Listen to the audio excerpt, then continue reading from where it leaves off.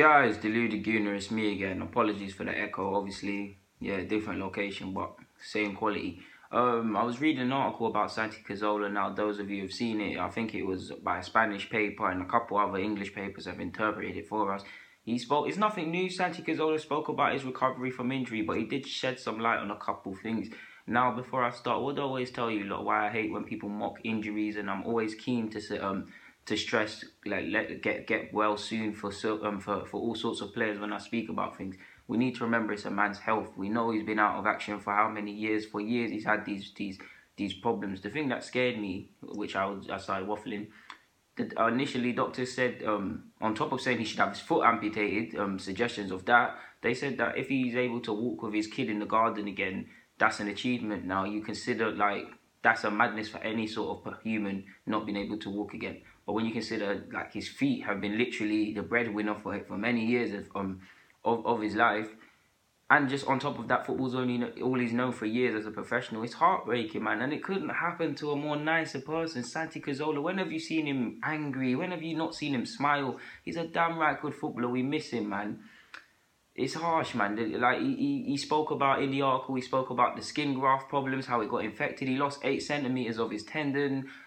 He spoke about several things, man. And another thing that got me, he's in Spain. You would think in his homeland he wouldn't be lonely, but his kids go to school in London. He's cooped up in a hotel 9 times out of 10. It really did shed some light, man. He also shedded some light on when this initially happened, man. I mean, he said 2013, I got it here, 2013 versus Chile.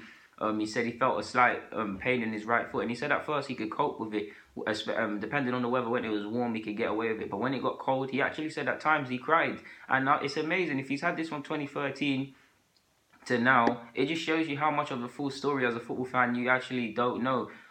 He's back running, but I don't think we're going to see him again this season. I love him too. Like, he needs to come back. I mean, I want to see him fight back from the darkness. He's caught his head up. He's kept his head up. Sorry, he said he refuses to be defeated. And the true measure of a man is where they stand in darkness, where they stand in adversity. And Santi Cazorla keeps falling down. He's fallen down 7 times, but he's getting up 8, 9 times. And God loves a trial, so he keeps trying. You can't fault a man that gets back up and keeps smiling and stays resilient. It is upsetting, man. It was a very depressing read, man. He's like, since July he's been coked up in a hotel. 2013 versus Chile, which I said initial problems, and it's obviously gone on and on. He's had setbacks. He's having to have additional skin grafts. His things are being infected. It hasn't been easy for the man. It really hasn't, man. Like, I feel so sorry for Santi. It was heartbreaking reading that, man. I really hate players going through these injuries. I know we have banter and things like that, but when I think about, I don't know, who's had a, you probably got several examples of players that have had problems with injuries. For me, obviously, Wilshere and Santi, this stuff breaks my heart. It breaks my heart, man.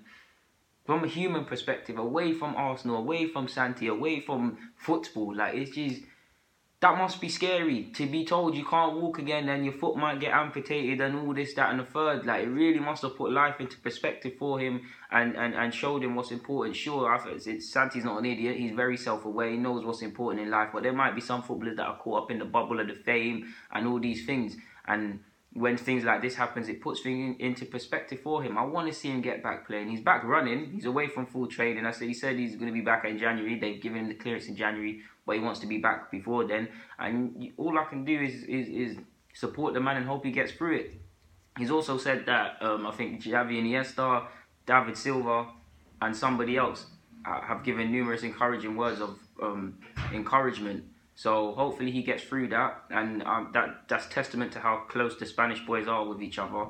Yeah, man, all I can say is I hope he gets through it, man. I mean, his wounds, he's been fighting wounds reopening. He contracted gangrene. People talking about amputating things, losing 8% of his tendon. Most journeys to recovery from injury are hard, but this, madness. Anyways, guys, Deluded Gooner, I'm signing out. Get in the comments, do the rest of it. I'm out.